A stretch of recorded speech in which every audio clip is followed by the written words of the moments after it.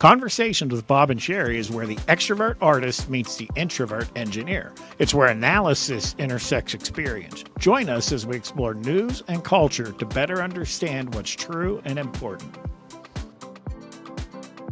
We want to talk about the interview, the interview with Tucker Carlson on X. So Right. so you watched it. You start. Right. Now, on X alone, and this thing's now on YouTube and it's around, but on X alone, last I saw, he was over 265 million. But that doesn't mean people watched all that. That's how many people like clicked on it. So it's a little hard to tell, but it's a huge number. It's resulted in some really good memes about how Tucker and Trump killed Fox News kind of thing. But yeah, it was more of a conversation, which I like, to be honest with you. I mean, with Trump, when he started out, I think that contention was entertaining and interesting, but Right. I feel like it's gotten old. I mean, I kind of prefer just talk, him having a conversation with Tucker Carlson, because, and I don't mind asking some tough questions, but I feel like it's too much the journalist grandstanding. I'm going to keep asking tough questions, which Right. half the time they dodge them. And, Right. I mean, I feel like I get to know the person better through a conversation. So it was conversational, and I like that about it. What on the debate stage is almost like a brawl. You know, Hmm.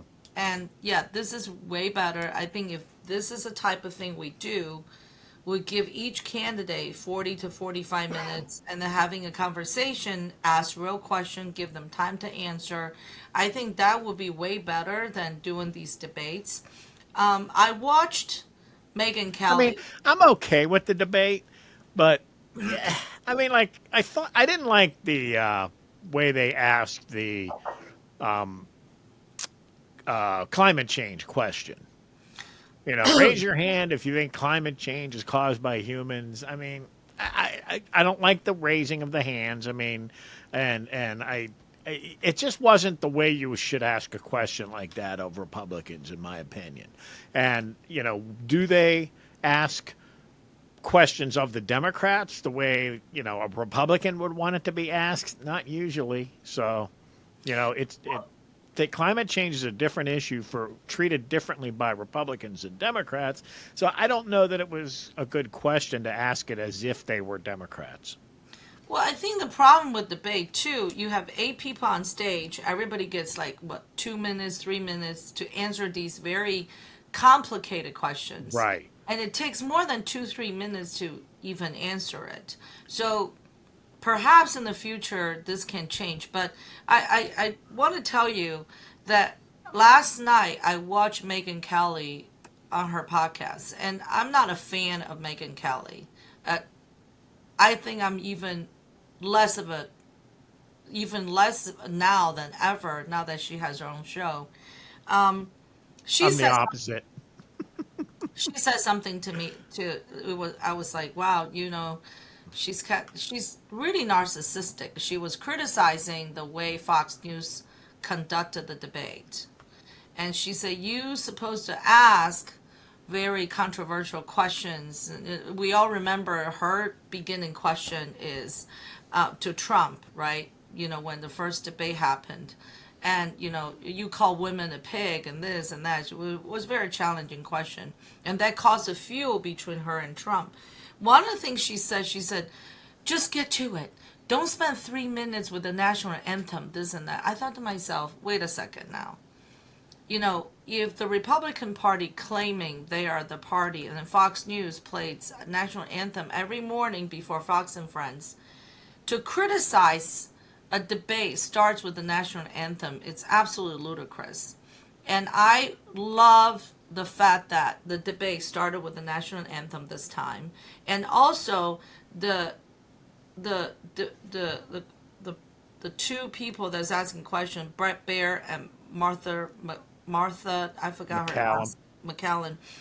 They're not there to ask these gotcha questions.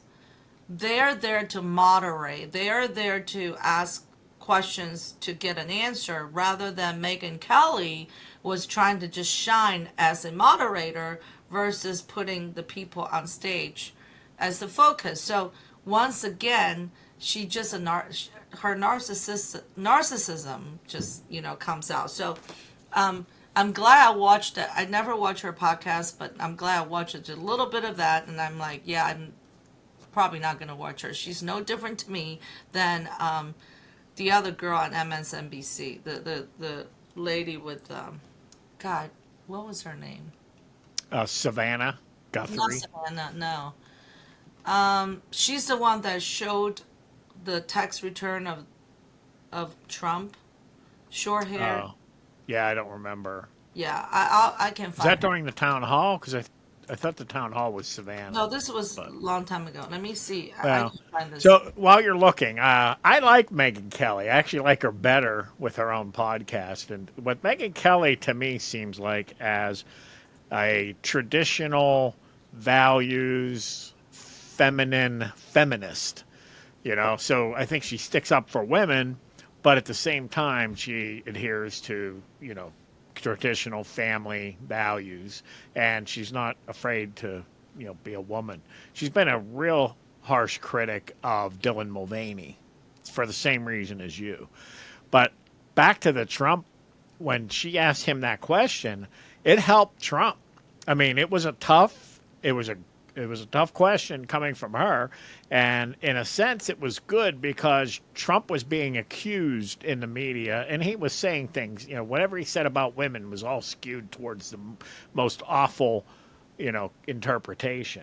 And when she asked that question about how he hates women or whatever, and he said only Rosie O'Donnell, Yeah. and the crowd roared, and she was like, no, more, but he just won it with that answer.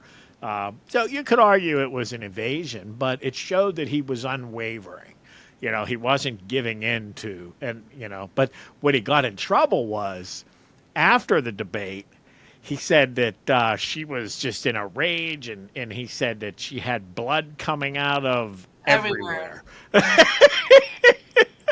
So that really started kind of a feud. But the interesting part was she didn't really engage the feud. She still to this day doesn't, hate Trump over that. Where a lot of women journalists, especially if you're in like CNN, they would make it a personal vendetta against him. So Well, I think she's professional in that respect, that she didn't take it personally. I don't think she liked it. She admits that she caught a lot of flack from Trump supporters, through social media messaging and things. but she couldn't, because she's has to sell herself to a certain audience, to a certain market. And the people from CNN, they're selling themselves to a certain market. Yep. So whether she took it personally or not personally, they do have a business and a career they have to consider. So in public, of course not. But I think part of the reason she left Fox News is reason for that. But if you take the people from CNN and move them over to Fox News, they have to kind of be careful what they're saying as well, because your employer is different, the company culture is different. So I don't look at it where like she personally didn't take it personally, because I think right after, there was a couple shows she did that, but I think Fox News probably tell her to stop. She cut her hair real short, changed her image, and and she was struggling for a while. No, she didn't change her image. I don't recall. I remember her changing when she went to NBC, and I watched her. I was a fan of her on Fox News, and when she was on NBC, I was like, this is horrible. I mean, I felt like she wasn't herself. And it turns out she really wasn't herself on Fox either, but she was closer. But to your point, yeah, I mean, if you're appealing to a more conservative traditional audience, to be a Trump hater is not a good thing. You look at the Never Trumpers, and if you're going to be a Trump hater, then you need to go to CNN or MSNBC. Exactly. That's going to be your new audience. And she couldn't appeal to that audience because. So, yeah, I mean, it's quite possible that she just leaves the whole thing alone for a professional reason, which, again, I think goes to how smart and professional she is. I mean, I mean, that's how you succeed in life and in business. Use your head, not your emotions. Don't let your Exactly. emotions lead you around. That's the reason I was really surprised on her criticism of the Fox News debate. She is, on Sirius XM, so she has to appear to a certain audience. And I was really surprised she criticized it out of anything, the 3 minute taking out to do the national anthem. And I thought that was kind of stupid. That Yeah, just she's. I think she really has a axe to grind against Fox News. She's not a fan of Fox News, and a lot of those things that happened to her on there. So yeah, and yeah, she's critical. she was making like $12 million, and then when that whole thing happened with Trump, and even what happened afterwards, it's not what the debate was; it's what happened afterwards. I think Sean Hannity stopped having her on Sean Hannity's show to push the books, her books. That's when Sean Hannity's show was the number one show in Fox until Tucker Carlson takes Hmm. over that her spot, and now see this is a difference between her and Tucker, right? Tucker left, immediately start another show, stayed true to himself. Tucker hasn't changed from Fox News to the show on X. Tucker stay exactly the same, and so Well, she did what Tucker did before Tucker did it. She just went to NBC first, found that out that was a that big was mistake. worse. That was a But big she made mistake. it. She's very, very successful with her own podcast. Not as successful as Tucker. Wow. I don't know about that. I mean, Tucker has some splash, stuff going on Twitter, and he gets money from that. But yeah, I don't know. She's got a consistent daily show, and you just don't like her, so I'm not going to defend her anymore. But I think her and Tucker are a lot more in the same than you're trying to say they're different. Oh, so here I give you analysis. Megyn Kelly, when analyzed by the rep, revealed that Kelly has averaged 600, almost 700,000 daily viewers month to date. So far, among 25 to 50-year-old demographic, among 18 to 49-year-olds, the numbers shrink further with just 548,000 average daily viewer. The show logged 2 point close to 2.3 millions on average. So that's I would call that very successful. She's on her podcast. Her podcast is called No Regrets. Well, That's she's on. So she came out after Fox News and then the debacle at NBC, and she just on herself, just like you and I are doing right now. She just got equipment, probably hired a few people, started doing a podcast. right, That got her a contract with Sirius XM. So she's getting paid from Sirius XM for being on there. I don't know how much that is. She's also has sponsorships, so she's getting right, paid through sponsorships. right. And So I it's actually there are a lot of good Megyn Kelly clips out there because she can just be free to say right. what she wants. Other people that have gone on there that are like and I've never been a who's the shock jock? Oh, Howard Stern. Can't stand Howard Stern. Never liked Howard. I knew a guy who loved Howard Stern. He was talking about it every day. You got to live. I put it on, and for 3 days driving to work, all I heard him talk about was complain about a wedding gift somebody gave him. Came to his wedding. It was just stupid. I'm like, this guy's an idiot, and but anyway, he's there so he could do his thing, and Right. Dr. Laura Schlesinger. I listen to her when I'm doing road trips, and so again, it's a good place for people to go so they can be free to do whatever they want. Well, I gotta tell you. So, you were talking about, yesterday we were talking. Not yesterday, a couple of days ago when we taped our show, you were talking about you're reading newspapers, more details, and then my counter argument is most of the people watch news as entertainment or listen to news entertainment, and Howard Stern provides that. So Howard That's Stern, not news. If you're getting your news from Howard Stern, well, that's not something to brag right. about. People listen to radio personalities for entertainment, and Howard Stern provides that entertainment. So if you look at Tucker Carlson, he averaged about 3.8 million viewers on his show. We're comparing apples and oranges I here. get, I understand that, but what I'm saying I was is, just talking about how Sirius XM works when I use right. those three, but there's no comparison between Tucker Carlson and Howard Stern. I mean, Well, Howard Stern makes money farting into a microphone, or at exactly. least that's what he did. I mean, it's 35 to stupid. It's 34 yeah, million viewer Jerry listeners. Springer was entertaining too, but I'm not Yes, getting my news and information off Jerry Springer. I don't want Jerry Springer to influence my view of the world and my values and how I, see right and wrong and who to vote for. I mean, that's stupid. but that's you. But that's you, and that's probably a lot of people like us. But can you imagine how Wait many a minute. people Wait a minute. who get Wait a minute. wait? Wait a minute. You're actually going to defend the idea that some people might be using Jerry Springer and Howard Stern to make their voting decisions and Absolutely. understanding of what's going on in the No, no, no. world. Wait. Okay, so Hold that's on. what I said, and you said no, that's you. No, I said that's you. You said you're not going to let TV personality influence you. But when we talk about voters, everyday people that goes out to vote, everyday people living their lives and just try to get by, you will be surprised how many people are being influenced by these TV. Oh, I'm not surprised. I've been talking about that for a long time. So I'm talking about intentionally seeking out information and news. So, that's a small percentage of the people. That's why we are where we at in this country. well, I understand, and I've been critical about that. I mean, there's cultural influences that, I mean, look at my Facebook posts, look at all my old videos. Absolutely, that's the Yeah, problem. it is a Is that problem. people aren't thinking. Instead of thinking and trying to understand what's going on and making rational decisions, they're allowing the culture and whatever entertainment and things that's causing their values. Right. So that's why it's so dangerous with the media aligned with the Democrat Party and Hollywood and music and everything, forcing these values on our children. They have much more influence over the thoughts and values and things of the culture than they should. And that's what I would call the dumbing down of America. You are a slave Yep.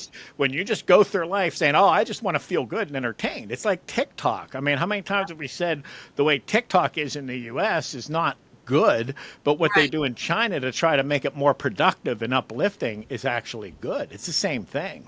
So yesterday I was watching streaming. I stream a lot of news, and I see mayor from Boston, Mayor Wu. She's a very progressive, young progressive mayor. She's Chinese. I believe she's Chinese heritage wise, and they have this footage of the streets full of homeless people, the tent encampment.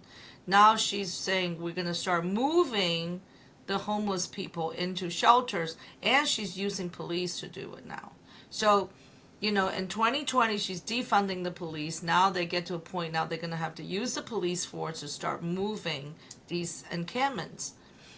Here's what immediately come into my mind. So people were talking about illegal immigrants coming to this country and vote illegally. There's a lot of things talking about that. However, here's what just hit me watching this whole thing.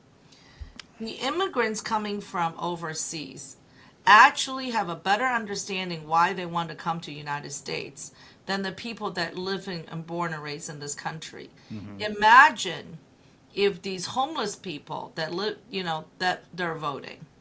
Imagine the people in senior citizen homes that are voting.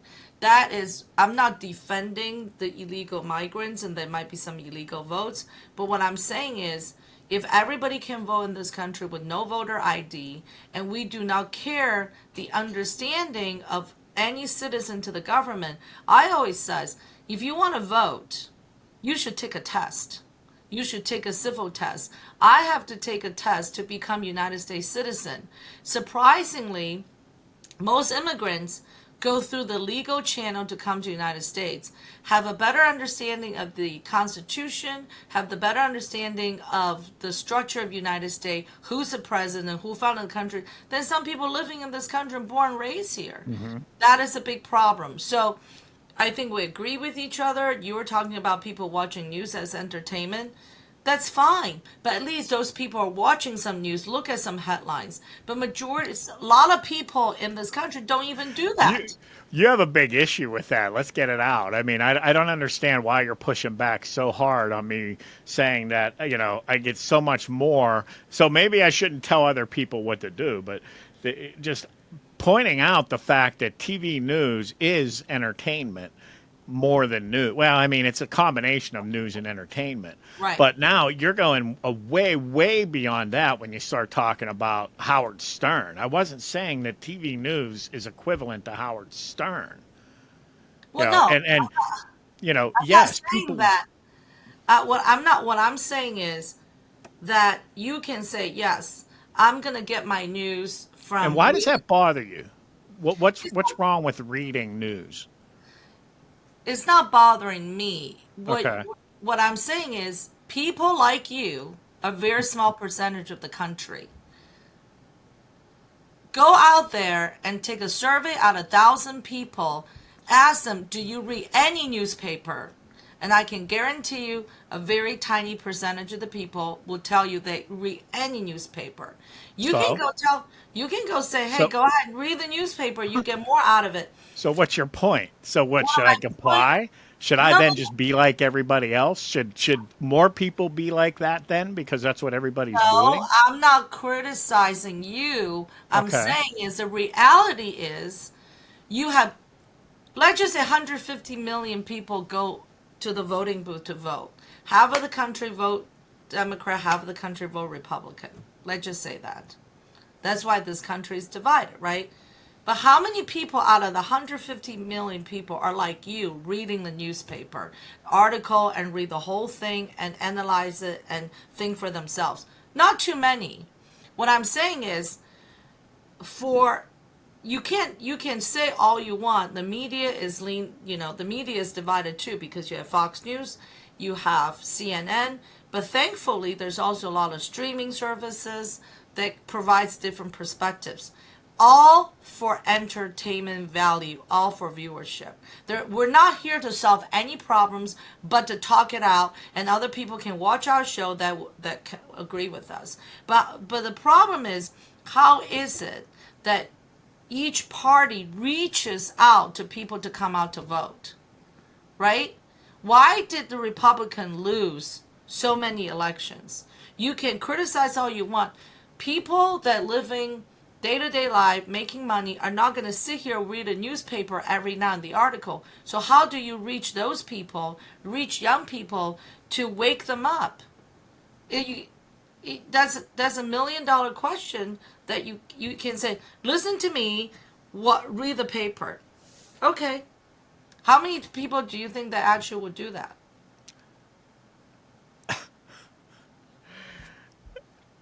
I have no idea what you're talking about. What do you want to do? What do you want to be? I mean, what do you want this show to be? It sounds like that's where you're coming from.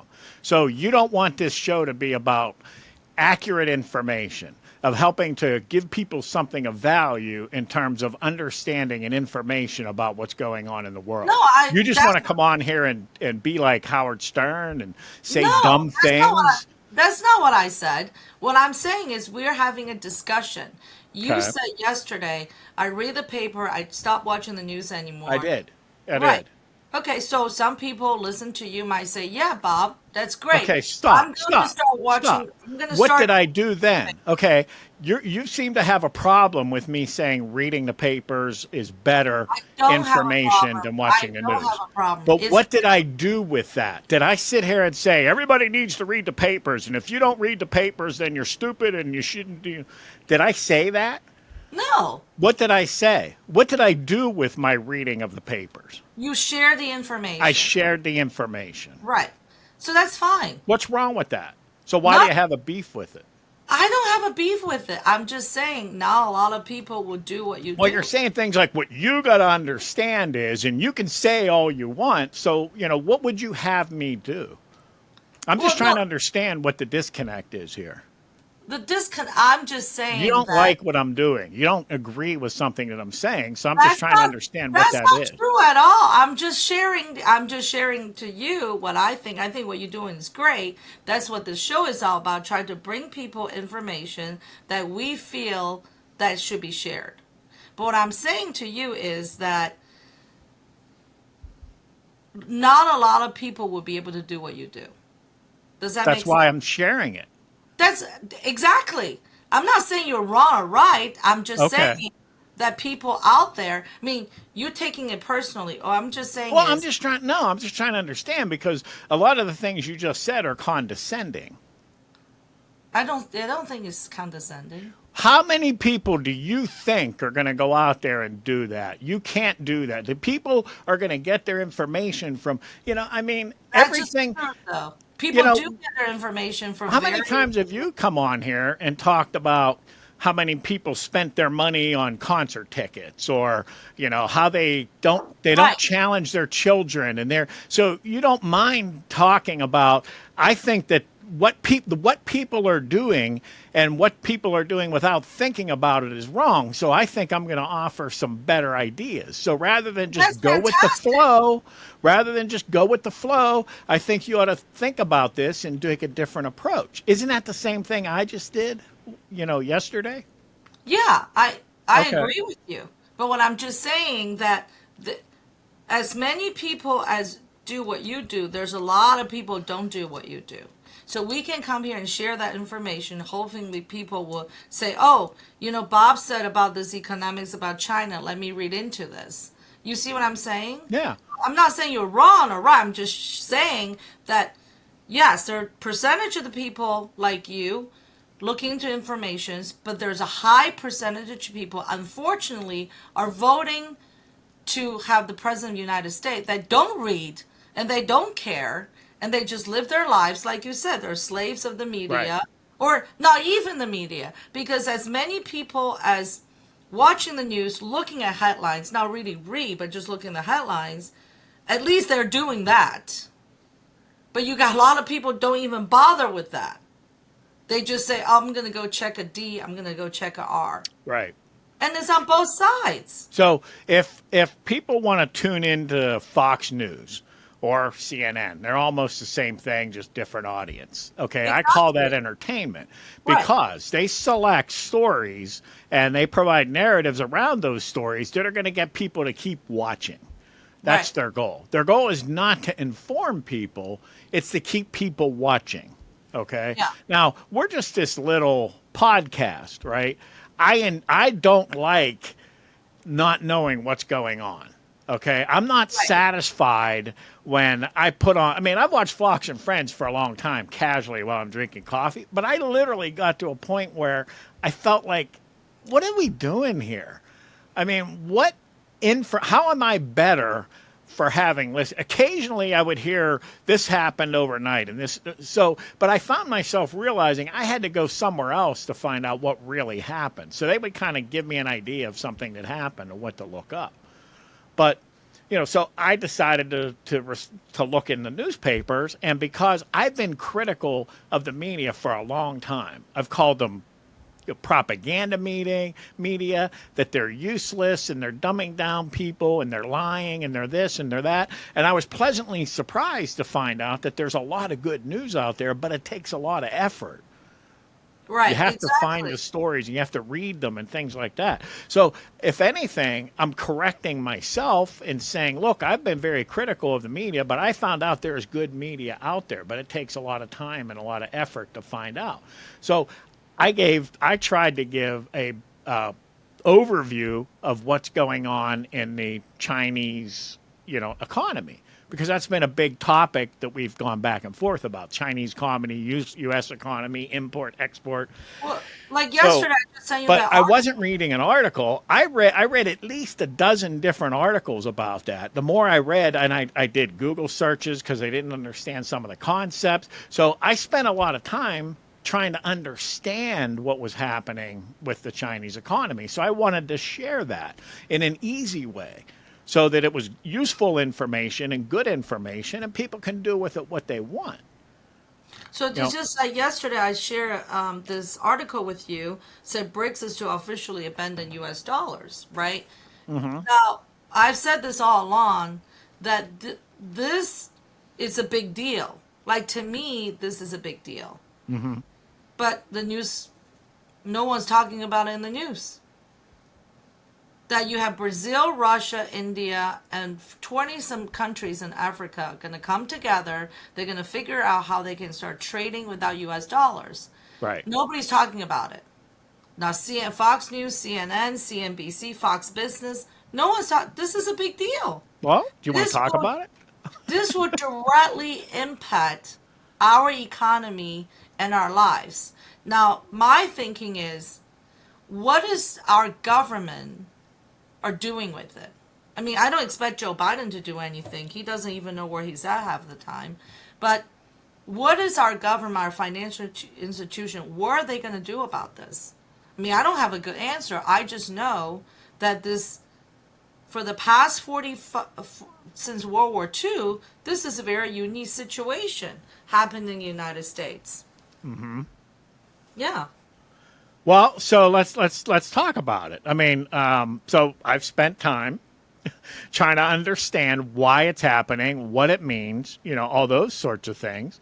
So, I'm prepared to talk about it if you like to. But Go ahead. that's the approach that I take is, okay, why? So nobody at all is talking about it.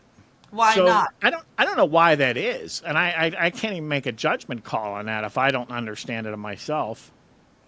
Do you think the reason our news agencies not talk about it is because they don't want to cause a panic in our economy and people start taking money out of the bank or stop spending that would directly impact our economy? Why isn't we talk about it when it's such a big deal? When half of the hemisphere or 2/3 of the world that's going to start thinking about trading without US dollar. When the US dollar no longer, they're looking at making US dollar no longer the standard of the world economy. And United States is not talking about it. Maybe they are talking about it, they just don't want to share with the public about this. So I ask myself different questions. Why is this happening? Why is it happening? What impact would it have on the U.S. economy if the dollar significantly lost, dominance as a reserve currency? And what can we do about it? That's the approach I've taken in the readings and things that I've done. So what can people prepare? Well, what Every are they preparing for? I would say that's probably the first question. What impact do you think this is going to have on so like maybe even before we ask what impact, but where are we in this? So Russia has been wanting to get away from using U.S. currency for a long time. So has Brazil. They're probably two of the leaders, out there. And the U.S. dollar, I think, I don't know, 40, 50 years ago was about 70% of U.S. currency, maybe even 80. I'm sorry, of global reserve currency. Right now it's about 60%. So it's been in decline, for decades. And so why now? Like, what's going on?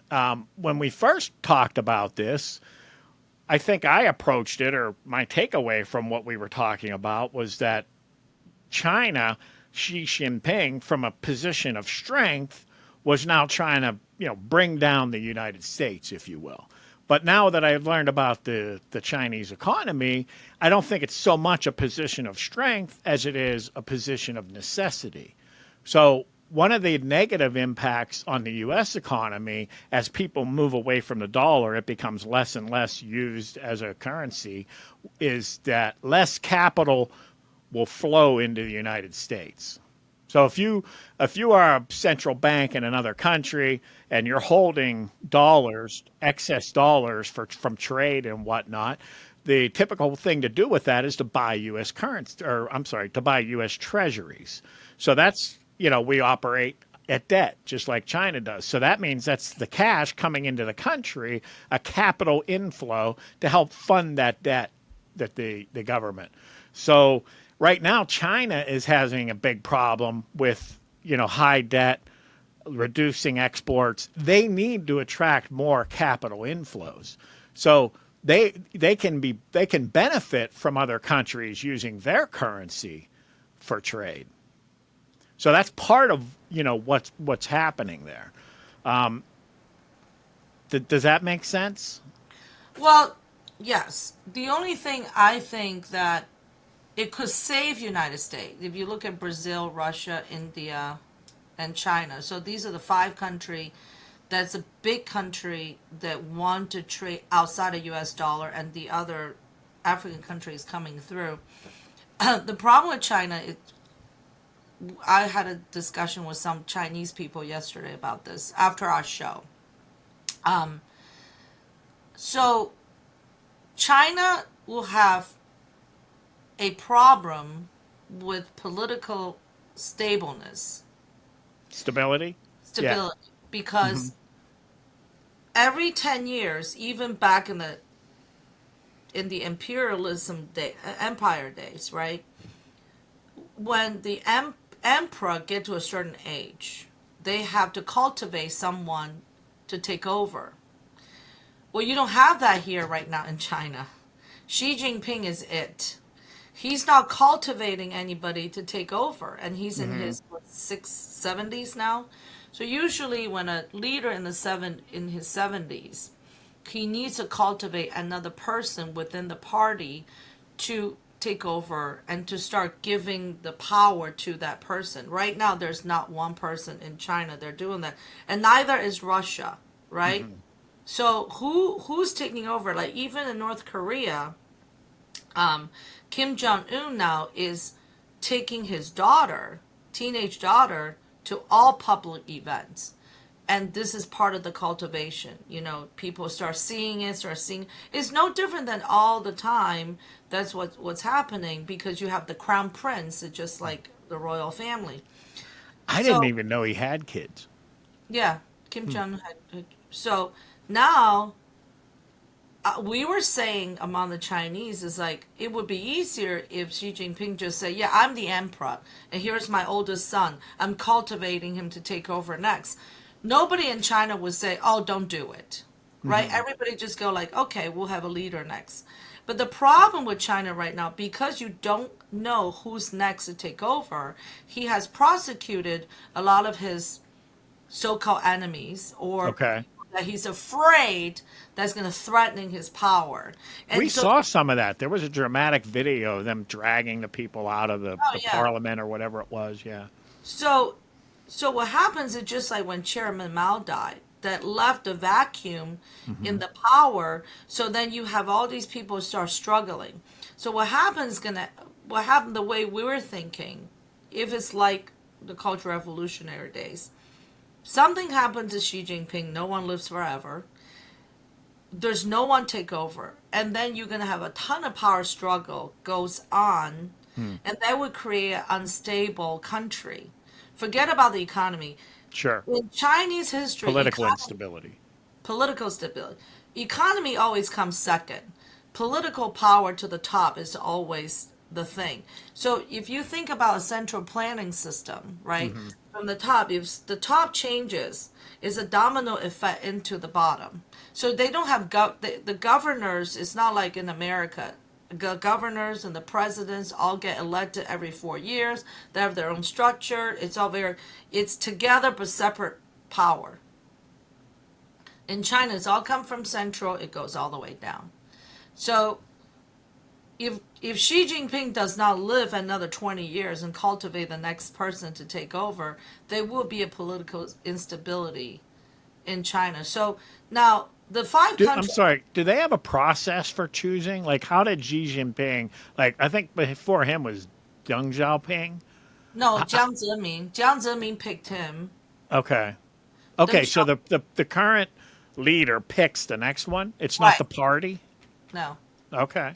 No, because you have to pick a guy. Let's just say, if the party choose one, you face a danger of the party choosing somebody that's against you, right? So if I know, if I'm the party leader and I'm like, well, I'm gonna choose Bob, knowing if you're against me, if party picks Bob, and I'm thinking, boy, he's against me all along. He's gonna get rid of me before I even know it. So it's a complete dictatorship then. I mean, Xi Absolutely. Jinping has full power. Absolutely. Okay. Absolutely. That is the Chinese way. Hmm. That has been, they changed the name of the party. They changed when Tang Dynasty, Song Dynasty, then it become the nationalists, then it become the Communism Party. It doesn't matter what they call it. Right. It's an emperor system from thousands of years. That's why Wow. we're saying yesterday, we're like, he should have just declared himself the modern emperor and say, I'm going to have my oldest kid to do this, and, or whatever, right? But that's what's been happening. So the political stability can happen in Brazil, India, Russia. I mean, those all countries experience political Right. stabilities. The problem right now is that the reason that everybody never touched America, always keep the currency, because this is not the first time America experienced financial difficulties. Think No. about 9/11, think about 2008, think about the 70s when we had oil crisis, all that stuff. But the problem right now is we don't have a strong leader, and we have a lot of politicians that are compromised. They're Hmm. being paid by our adversaries. That's the problem. So now they seek a vacuum and they say, okay, we Well, can do. I mean, it's That's pretty. my perspective. Okay. Well, I know it's widely accepted that what's hastened this move away from the dollar is the fact that the U.S. has been using it as a weapon to control other countries, most notably Russia. So the That's not the sanctions we first put on, time. I mean, what's that? This is not the first time United States used No, no, we do it all the time. all the time. So But why now? it's suddenly elevated, and before and this is something I've thought about. I haven't Nobody said this, but we had NATO and we Hmm. had G7, right? So these are Western countries that they decide. Well, I guess Japan's in there too, but these Right. countries decided we're the top of the heap. We're going to make all the rules. So NATO was originally meant to protect Europe, but it turns into this military uh, alliance to, quote, keep peace and enforce whatever our rules are. And the same with the G7. It's an economic alliance. So when you leave countries like Brazil and China and Russia, these large countries, out of that and say, well, until you comply with our expectations of how you behave and run your country, you're not allowed to be in this with us. Well, they're gonna form their own. So Well, I think South Africa that's too, right? South Africa as well, Mexico too. right. So you got a lot of countries that are now part of the G7. But Yep. again, that's not And new. an economic alliance, now you're tied together economically. You're relying upon each other economically. That's naturally going to lead to a military alliance. And we saw that with Russia and China, off of Alaska. So, I A mean, lot of that's things just, that you're saying now is not new, but why no. now? Why the currency? Because again, we have a weak president. Yeah, I mean, I definitely think that has again hastened this. I mean, I don't know what Trump would have done differently with Russia, but I certainly believe that the Ukraine-Russia situation would be different under because Trump was strong and Biden's weak. I mean, I mean, we in America, the way the news reports it and everything, that Trump's dangerous man. Remember when he called Kim Jong Un Rocket Man? He Yeah, said, was it fire and fury like he has never seen? yeah. They, the media loses their minds. The left, they're like, oh, he's going to start World War III. The guy's crazy. He's nuts. He's terrible. And then has a meeting with them. He meets them on the demilitarized zone, shaking hands, and he went over there and he's all friends with them and hugging them. And they're like, "Oh, now he's too friendly with them, and he's legitimizing it." It's like no matter what he did, but if you look at the whole thing, it was all part of his strategy. He's saying, "Look, I'm not weak, I'm strong, and now that I'm strong, you want to be my friend, so I'm going to give But you less reason to hate me." remember what he did before he went to North Korea. He first invited Xi Jinping to Mar-a-Lago Right, and the shot cake out thing. 50 Tomahawk to Syria's military base while Right, they were having dessert. So what he's showing the Chinese guy, the Xi Jinping, is like, that's right. I'm not afraid. I'm not afraid to use force while Yep, I'm having dessert with you. So when he showed force, that North Korea sees it. yep, They say, "Oh, we have a chance to get away from China because now." And then right after he did that at Mar-a-Lago, what happened in China? Xi Jinping invited Trump to China, gave him the biggest welcome in yep, China. yeah. He rolled out the red carpet. So now, little North Korea look at this going like, "Holy shit, I better comply with United States," because if Trump did not show that kind of force, Yep. if you remember what did Clinton do? He sent people to North Korea, gave Kim Jong Un's father $5 million to say, "Hey, don't shot the rocket, don't shoot the rocket. Here's some money." What did Trump do? Hmm. Trump knows the geopolitical situation very well, so Hmm. he played it just right. So he Right. didn't just go to North Korea. He first settled China by the way a Chinese leader understands. Well, right. And I think most countries, especially the ones who are aggressive towards us or a threat, they respect strength. They actually respected Trump. So here in our echo chamber, we have, media elites, Ivy League, journalists, and of Can course we the pause for a Democrat minute? Party. Can we pause for a minute? I gotta Yeah. return this call. So we have the media elites, these Ivy Leaguers, the Democrat Party, looking down their nose at this notion of strength, the kind of Trump type strength. Though that's lowbrow to them. It's dangerous, and part of it I think is because they can't control it. They're afraid of it because they can't control it. But the reality is, countries like China and like Russia, and to some extent Brazil, these people respect that kind of strength. So Trump received a lot of respect when he went to other countries.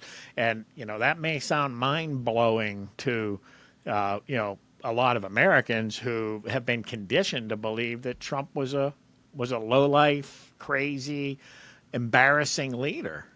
Now, England would be the maybe the alternative, but again, I don't know because when he in England we saw the balloon, and all these, but that's what they showed us. I don't know if we have a sense for what the British and English people think in reality as a whole about Trump. Okay, I'm back. Okay. Yeah. So I said what I was going to say, so it's on there. You Okay, don't have to listen to it all. that's fine. I just was making a point that the rest of the world really, these countries were talking about respect strength, and they did respect Trump. And I think that would be mind blowing to a lot of American left because they're told and conditioned by the media and everything that this is like lowbrow, dangerous, and I mean, it's beneath them. So they painted a picture of Trump as this buffoon. But in other countries, we saw him receiving a lot of respect. I think the Trump biggest mistake is he pissed off Hillary and a lot of the women. You know, I don't know who said this. It was on a streaming. I don't know if it was Bill Maher said it. He said the Democratic Party now becoming maybe it's not Bill Maher, maybe it's Jordan Peterson, whatever. He said the Democratic Party has becoming a party of highly educated single Hmm. feminist party, and and then on the other side, we have the independents and the Republicans are the party of the blue collars, the family, and all Right. the value party. So, but what's interesting now, they're saying two-third America is registered independent and me included. Hmm. So there's a no label party that's waiting in the wing. If Trump and Biden is running, the no label party will appoint a different candidate. And and I thought, fantastic, but I I just they have to somehow organize, and they need funding and things. So they are organized and who? supposed to What's get funding. well? Who's the candidates? Not there's no candidate at this point, but I'm gonna tell you who what has been online talking about it. It's the No Label Party. No I think Label Party. I think that's been around a long time. Isn't that more? NoLabel.org. Go to it's called It's No Label Common Sense Majority. It's called Common Sense Majority in Washington. okay. And it's getting more and more organized. If there's a no label party, most likely I probably will be considering it because I, Is it a party or is it a movement? it's a movement. Yeah. No Label is a bipartisan political organization that aims to promote centrism and bipartisanship in the United States. Right. And it's founded December 2010 by political activist Nancy Jacobson. Hmm. So, and actually, Joe Lieberman is leading it too. He's a co-chair. Okay. Yeah, he's a prominent independent. Yeah. Well, I mean, we'll see. Just putting someone up and saying they're independent is not necessarily a winner either. I mean, look at the past independents. They don't stand out head and shoulders above the other candidates. So, it's a Well, good idea, but I think it's more of a long-term thing than the past is different. I think the No Label Party started when Bill Clinton was running against, George Bush, right? I don't Ross know. Perot. I'm not familiar with it. I haven't looked Okay, into it. Ross Perot was an independent. That was the first Right. time there was an independent on debate stage with the rest of it.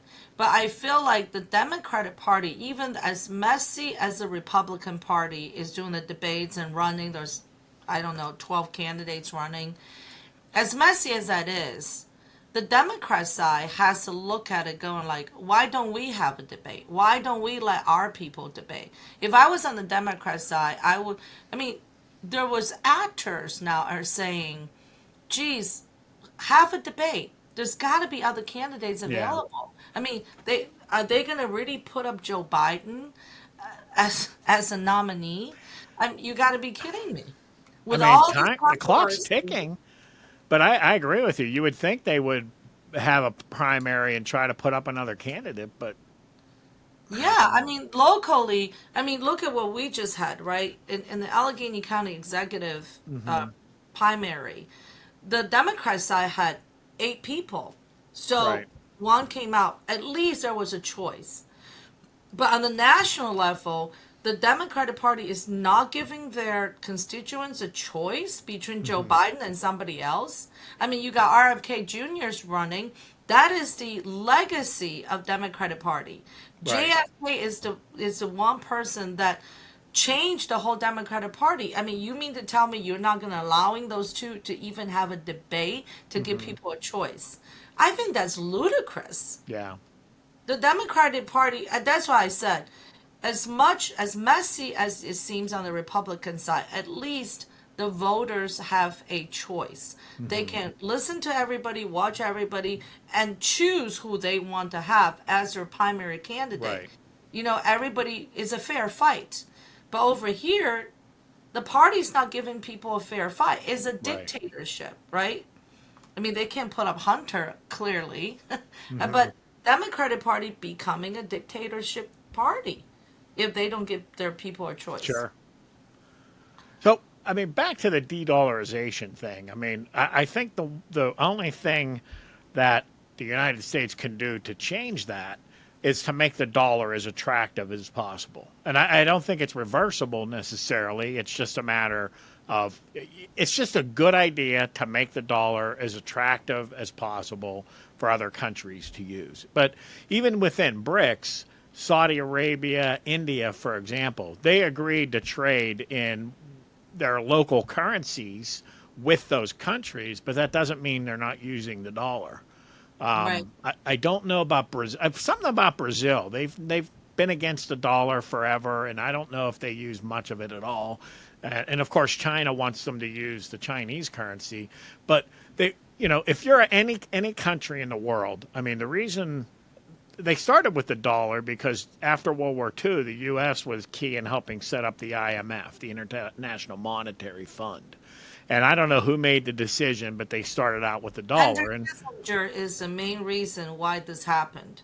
Because okay, after World War II, all the other countries were destroyed. I right. mean, it was just, and then America had the most stable economy That's and what you pol- And that's politically what you need. You want, so think about it. If it's like if you were your company or country, if you're going to use money in reserve, it's like an asset. So one of the things that might happen is they're starting to use more gold. So right. you have money in reserve. You want a currency that's going to hold its value. It's going to be stable, and then it's going to be liquid. So anytime I want to buy something, I can use that money to do it. There's But products also, available, and I can invest it into U.S. securities, which have also a lot of stability and liquidity. So that's the reason people use it, is the attractiveness. But I mean, with the inflation and some of the problems we have, some of the that rate. But I think the real issue is the countries that, like China, that really want to do their local currency, but also what we did in Russia.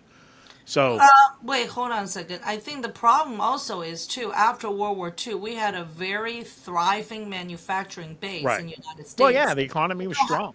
You Yep. don't have that anymore. You have And I lost, that has been lost for the past 4 decades, And I right? think, well, and it doesn't have to be manufacturing. I mean, the economy was strong then because of manufacturing. And you and I both agree we need to have essential manufacturing. And I think it's Yes. important to rebuild that. But as long as the economy itself is strong so that dollar remains strong and liquid, that's what people want.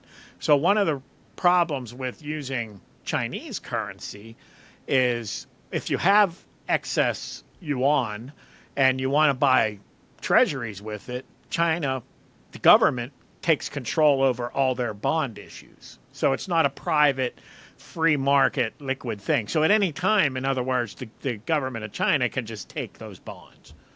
Uh, Well, this so is that's why one of the hindrances. actually BRIC is not new, because if you think about it, all the European country came up with euro.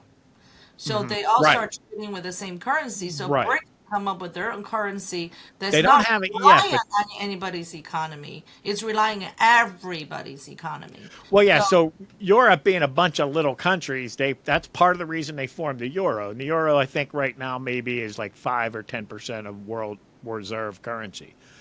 And so before the U.S., I think it was the British pound. yeah.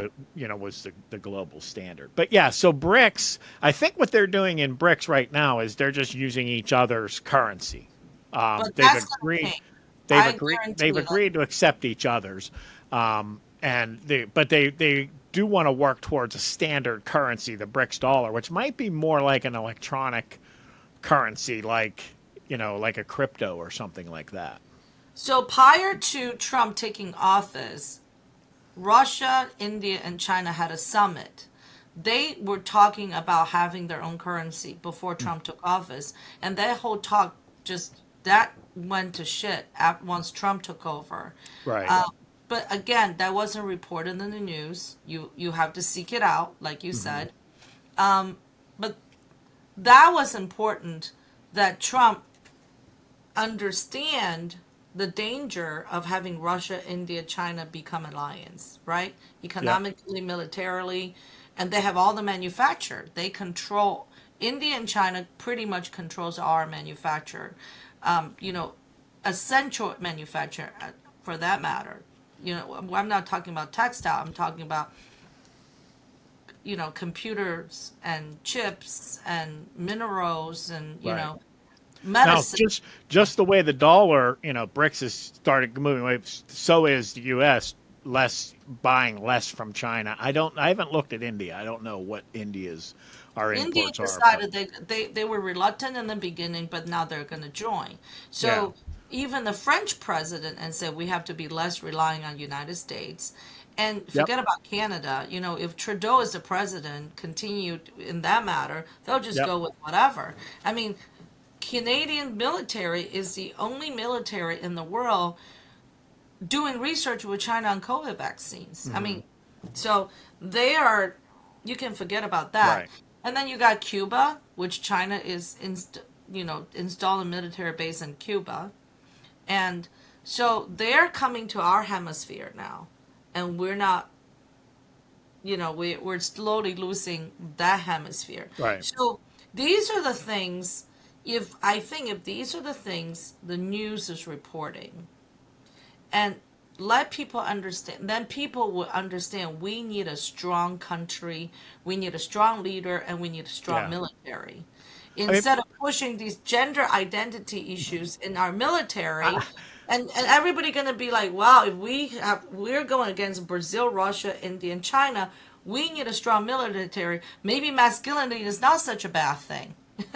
yeah, I mean, I'm with you on, too much culture war, too much emphasis on the culture war. But Look what I mean, cultural war part did to part. China. Look what cultural war did to China. From the 1950s on, Yeah. from 1950s to 1976, China was in 20 years of culture war. It destroyed Right. the country, and 20 million people wound up dying. We're Yep. not only in a culture war, we're in a drug war. We're losing Hmm. over 700 people or to 1,000 per day, Yep. and they all young people to drugs.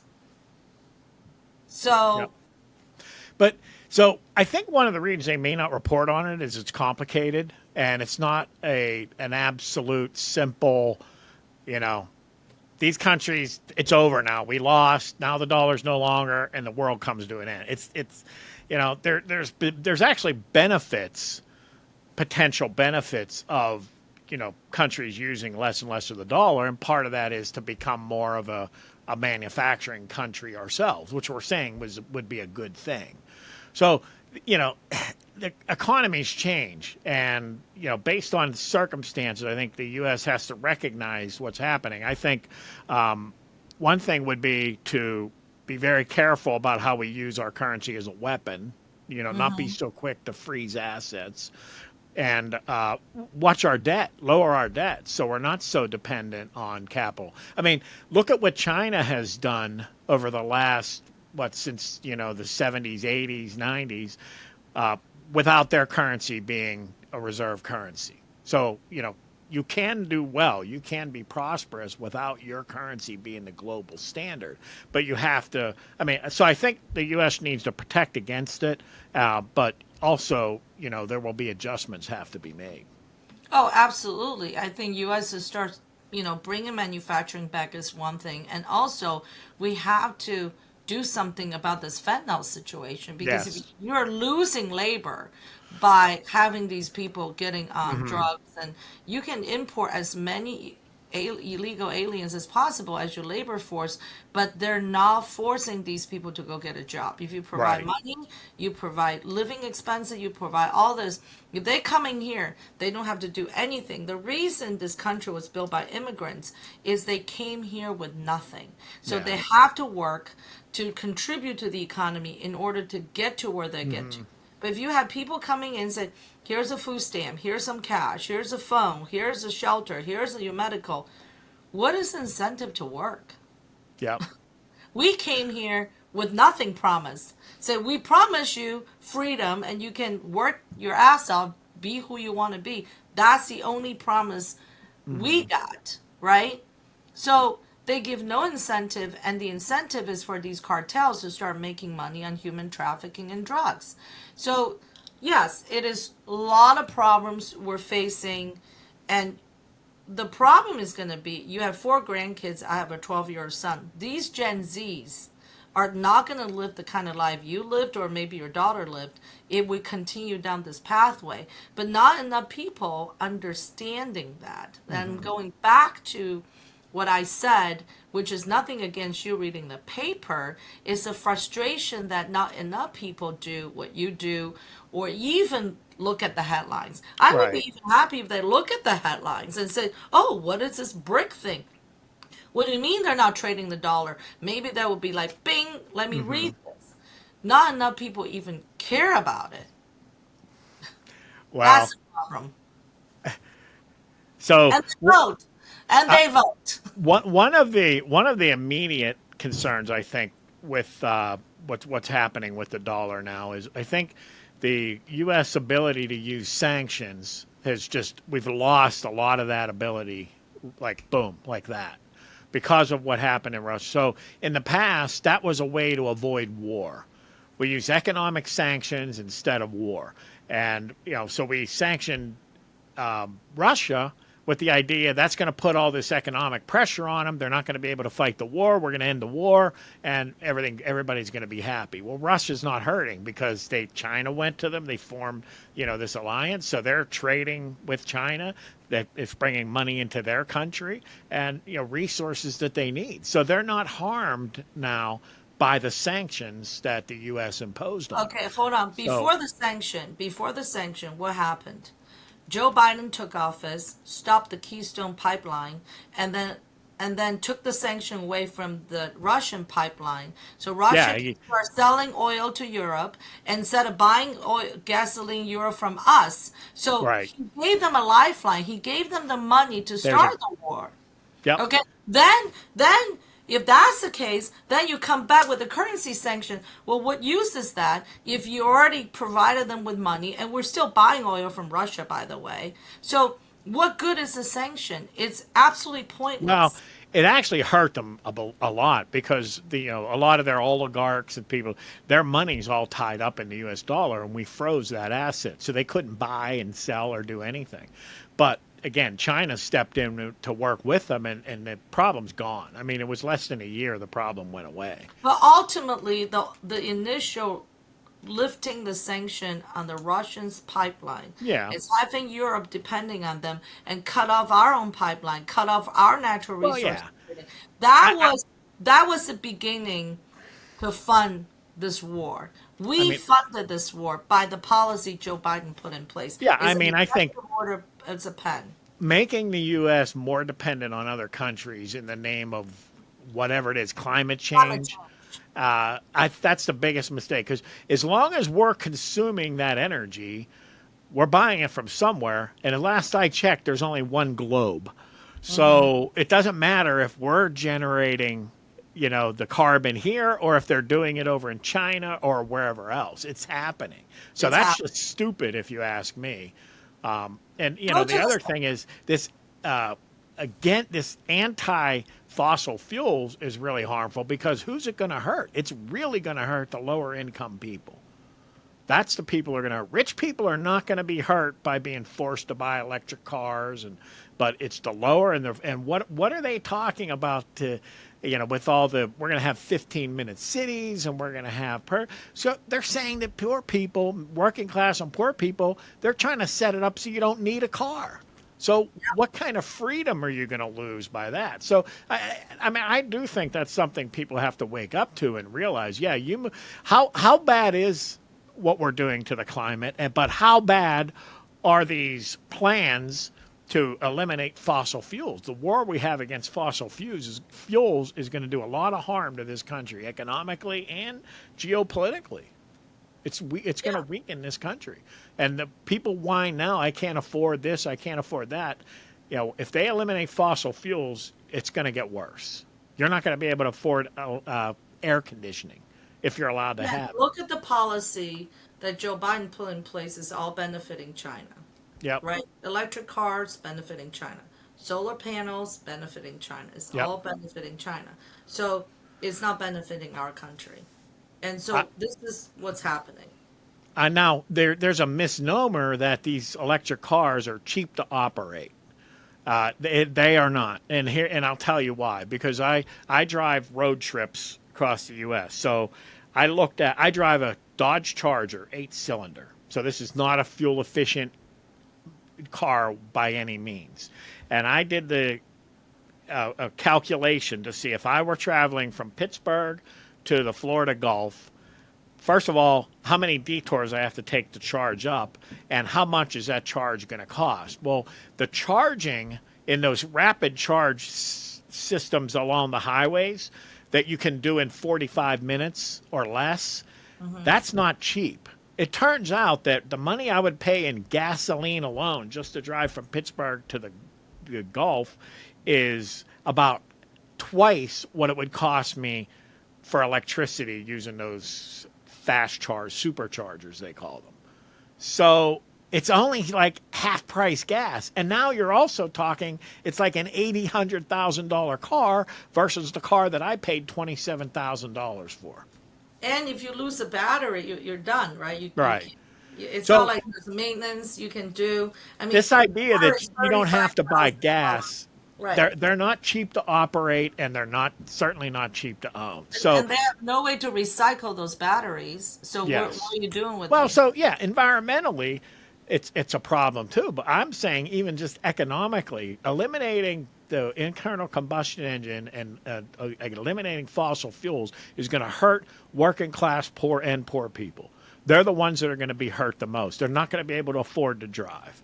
They How may about not be able to afford air conditioning. Okay, how about windmills kills birds and bird eats insects? How about windmills in the ocean also kills whales and Right. we are disturbing the nature. And if you go to the science center, it would tell you 200 million years ago, the earth was hot and there was a big explosion. And then another millions years ago, we had the ice age. I mean, the climate has always been changing. They went to possibly ice age to global warming, now to climate change. So, yeah, climate has been changed for millions and millions of years. That's it. And then when we hit COVID, the whole world stopped. What happened? There's way more wildlife population, way more insects, way more bugs, basically, because nature can recover that quickly, Right. which is amazing. I mean, we only slowed down for 1 year, and look what nature recovered. So, I mean, to me, this is all bullcrap, and our show trying to, in the most layman way, to raise awareness of our audience, and hopefully people will listen. Right. But yes, the frustration is that people don't care enough. I mean, my husband to me said this morning, you listen to this news all day long. There's never good news. There's always bad news. Why do you listen to it? We can't do anything anyway, so forget about listening to it. No, I get it. A lot of people out there probably think that way. However, I do feel it's important to know what's going on because we do have the next generation we have to be worrying about. Yes. That's a bottom line. If I don't have a kid, trust me, I wouldn't be even care because Right. it would be just me. I'm going to be dead. Bye. But because you have your next generation, then you have to worry about it. Yeah. What I'll always try to teach my kids is how to make good decisions and how to choose. I never taught my kids this is what, conservatism is and you're a conservative, nothing like that. I always explain the issues in a fair way.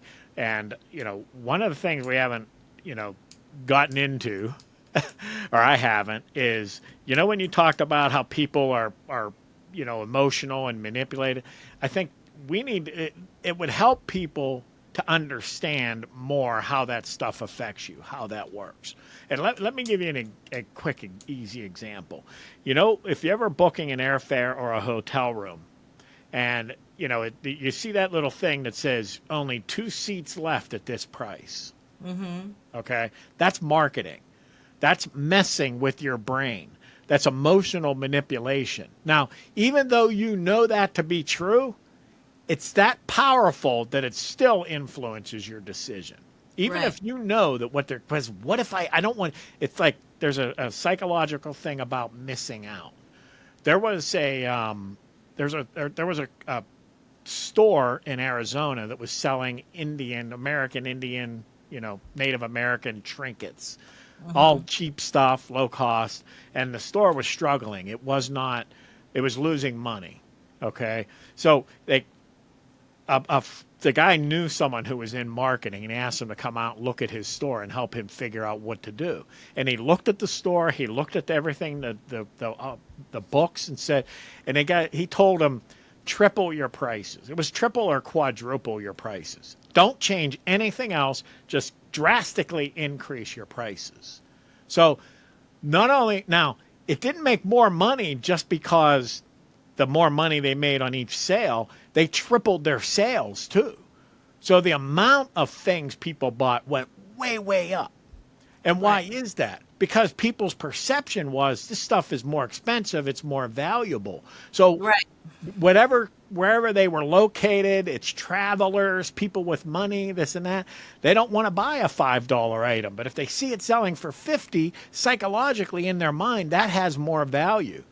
Right. When in reality, the store owner's making a killing on this stuff. Oh, so, yeah, absolutely. These are just examples of how our emotions and our subconscious can be easily manipulated to control our thinking and our decision making. And that's what the political parties do with these issues, these emotional issues. And that's what the news media does to get you to watch. So if people are watching the news and feeling affirmed and feeling energized and thinking that they're getting informed, the question is, are you really? Are you really? So when you know how easily the human brain, and I'm just as susceptible as anyone else, but having an awareness of it is the one way that you can sort of take your freedom back. And again, that's why one of the reasons that I prefer to read the news. And that's why I prefer to, try to explain to people what's going on, to use the reason, rational brain so that they understand it. Well, it's interesting is that the fear of missing out. So because my father was in the import-exporting business, so I little bit more in tune with the consumerism in this country, which I was very surprised how marketing, how stupid people can be. So I'm going to give you an example. There was a guy who used to work for my husband. We went to Vegas. He bought his wife a pair of shoes, $300 some shoes. And then he bought a set of outfit, $1,500, a pale blue. So this was 20 some years ago. So if you think about the outfit and the wife is a hairdresser. Mm-hmm. So $1,500, that's $2,000 between outfit and shoes. Okay. Now, when my father's in the import-exporting business, we were in China sourcing product. There's a city in China called the Tiger Gate. And Tiger Gate is famous because that's where one of the Chinese government official in the Qing dynasty actually did a burning of the opium to show his disdain to the government, how they let opium and the whole country was addicted to opium. And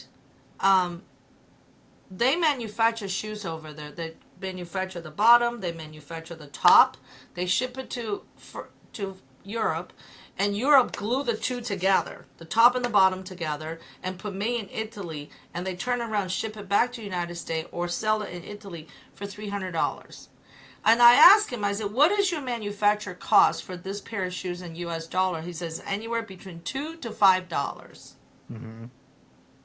And then people will buy it just because somebody slapped a famous designer's label on it. Just like the Louis Vuitton purses. You carry a $4,000, $3,000 purse. What does that mean? If that's what you need to make you feel better, then you're in trouble. Yeah. And unfortunately, in the consumerism economy, that's what people do. Even the people can't afford it will carry a $4,000 purse just so they can walk around with it and make themselves feel better. Right. So, well, and it's not just consumerism. I mean, that's an example of how your emotional brain can be manipulated to drive your thoughts and your thinking. But look at, in the news, regardless of what common sense policies schools and politicians try to implement, they call it anti-trans. Right. This anti-trans. That's an emotional statement. That's Right. like, wow, they hate trans people. They're harming people. They're hurting people. And, don't say gay. That Right. just sounds outrageous. So they actually passed a law that said that teachers are not allowed to say the word gay to students. And that's not what the law was at all. So the left is really good at it because they have the, media on their side. But, Right. I guess what I would say is one way to be aware of it is if you're watching news, the more emotional response you're getting from the news that you're watching, the more you should question it. If it's Exactly. getting an emotional response, even if it's accurate, okay, but is it weighted properly? Right. Because again, that's a manipulation to get you to keep tuning in. I mean, CNN found out during COVID when they took their ticker down, the ticker that was counting up cases, Right. their viewership dropped when they didn't display the ticker. And they Right. experimented with it multiple times to prove it. They had that ticker running 24/7 because they knew that would draw people in. So why is it drawing them in? Because that ticker running is having an emotional impact. It's playing on fear. And then people on the right, this doesn't feel right. I have my suspicions. I'm not trusting of what's going on. So they find other people who then give them affirmation and say, you're right. It's really this going on. It's really this going on. So they tend to believe everything this other guy says. So they Yeah. end up adopting just a whole different narrative spun by a different group of people. And they say, well, I'm doing my research. When in reality, you're just listening to a different narrative spinner. So Yeah. again, that's something that I try to teach my kids is be careful of the emotions. If you see that, it doesn't mean it's not true. I mean, we see a fire and a family is killed, and that's going to give you an emotional response. That's not what I'm talking about. But I am talking about political issues, especially, and the technique they use right now is to make one group of people suspicious and fearful and hateful towards another group of people. Yep. And it's being done by the left will point out, the mainstream media shows you over and over how the right's doing it. Most people in the right it doesn't affect them anymore because they're like, I'm tired of getting called racist. I'm tired of it's just a joke. It means nothing.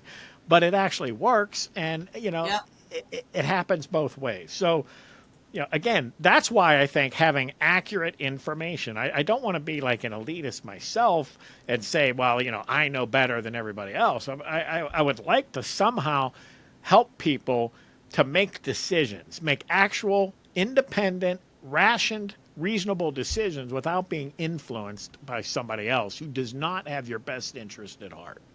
And you'll Well, find this is something with your kids. When your kids get older and they start being influenced by other people and they stop listening to you, that's one of the difficult things. I know you don't like what I'm saying, but ask yourself this: who cares about you more? Who has your best interest at heart, me or those other people? Well, the problem with the United States, the way it's parenting is for a long time is everybody gets a trophy generation and everybody's right. We're going to consider these kids' feelings. Parents no longer, a lot of parents hasn't been parents in this culture for a very long time. They're no longer there to educate and teach and discipline the children. They're there to be their children's friend, and that's a big problem. So you have multiple generations, those kids coming out, and then now you're going to say, you know what? I have your veterans in mind. Listen to me because everybody think they're right. And then if you have those people affirming each other's feelings, then they're right. Now you have parents say, yeah, my 5-year-old is trans, my 8-year-old is trans. Those parents coming out of the generation where those parents said, yeah, honey, you're right. We're going to do everything your way. So if you grew up this way and then you start getting married, having kids, what do you think is going to happen? My 5-year-old is trans. Yes, absolutely, you're right. No one's going to challenge you because none of these people has not been challenged, and no one can say no to them when they were kids, right? When I sent my son to kindergarten, daycare, whatever, and then I asked the teacher. She said, "Well, your son is having trouble, this and that. I said, well, do you discipline him? Do you punish him? Do you put him in a corner? Oh, no, we don't do that. We don't say no to these kids. Okay, so the policy of a daycare teacher is they cannot say no to little kids. I mean, think about that. That is a generation so we better go back to family, parenting, discipline, punish. Stop being your children's friend. And I think a lot more parents start to realize that. Jordan Peterson, one of his rules I liked a lot. He said, don't allow your children to do things that will cause other people to not like them. You know, because if your kid's behavior is bothering you a little bit, but you don't want to be too mean, you feel like you're yelling at them all the time and nothing's doing any good, you know, and you're thinking more about how it impacts you. And, you know, that's how I took it anyway. So that's what I've done, you know, taking those eyes with my grandkids is when I see one of my youngest grandkids doing something and, you know, I'm like, pick your battles, you know, is this really that big a deal? When I run that Jordan Peterson test and say, this kid is going to get older, and if this behavior continues, what's it going to be like for him, for exactly. his life? And, you know, so I found that to be very helpful. So there's a saying in Chinese, saying in Chinese culture, if you steal a needle when you're a kid, you're going to steal something bigger, right? If you continue to get away from little bad behaviors, you're gonna get those small bad behaviors when nobody coming to stop you is gonna become worse behaviors. So look at these Antifas, look at these people out there protesting. Mm-hmm. What kind of people are they? You know, you're gonna look back and say, I mean, I love this one mom. She's a black mother. She went to the street and took her son in the middle of protest, dragged his feet. That was in Baltimore. I love her. Absolutely love her. That's what you need to do. Publicly embarrassing your kids when they're doing something stupid and wrong, and so they won't do it again. Yep. And I applaud that mom. More mothers should be like her. So you know, you mentioned the trans kids thing, and I mentioned that question when you feel strong emotions. Question. Is this good? So you see online, you see parents say they're very happy. They're like glowing and celebrating that they found out that their child is trans. Mm-hmm. And to me, that's a disconnect. I'm like, okay, so I guess I can understand that if your child has been suffering with something and you believe that now by talking about it, their suffering is going to go away, that, okay, that could be something that, okay, this is good. Okay, but we're still suffering. So I'm glad I know about it. Right. You know, being transgender is a serious situation. You know, now, unfortunately, they're normalizing it and saying that it's natural and it's born, and that doesn't make any sense whatsoever. But gender dysphoria, that someone feels so uncomfortable in their bodies that they literally have to make modifications to their body. That's a serious psychological condition. Okay. Right. And you by yourself will admit that that's going to be difficult for that child because of our society. People aren't going to be accepting of them. And if you look at the stories of trans people, a girl who becomes a boy finds out at some point that they're not really ever looked at as a full boy, and vice versa. So these people tend to say, well, we have to change society. But in reality, your kid is going to deal with all this struggle and all these issues and all these problems. So even if he really does have gender dysphoria, serious, how is that a happy thing? How is that, yay, I'm so excited. Look, I'm so proud of my boys. I mean, there's something wrong with that, okay? So how can you say you're making good decisions if that's your response to a serious condition that's very rare that your child has? At best, I could say, boy, I mean, there should be conflict. If a parent is in that situation, they should be conflicted. Am I doing the right thing? Am I getting the best advice? If you really care about what's best for your child, you should know that most of the young people who go through this, it goes away on its own. So you need to look at all the negative effects of going through that hormonal puberty blocker process, because they are. The culture's lying to you when they say that this is all natural and safe. But the point being, there should be confliction with the parents. This should be a burden, and you should proceed carefully, and you should watch with your kid. And no matter what the circumstances are, it would be better if they were not going through that. So The problem with it, to me, that emotional reaction is totally illogical, and it brings the whole parent's judgment and decision making from that point forward under suspect. It really does. the problem is this become a marketing thing because now they're pushing these puberty blockers, right? Just like they used to push Adderall, diagnose all the Right. kids with ADHD. So you have these parents that grew up in an era that, if my classmate have a pair of Jordan, I need a pair of Jordan. If you have a Louis Vuitton handbag, I need a Louis Vuitton handbag. If you have a trans kids, I have a trans kids. If you have a gay kid, my kid have a different pronoun. Now my kid's pansexual and asexual, whatever. So do they sit down and really say, okay, I'm going to look at all consequences, what may come out of it, and help my child to make some kind of informed decision? Yep.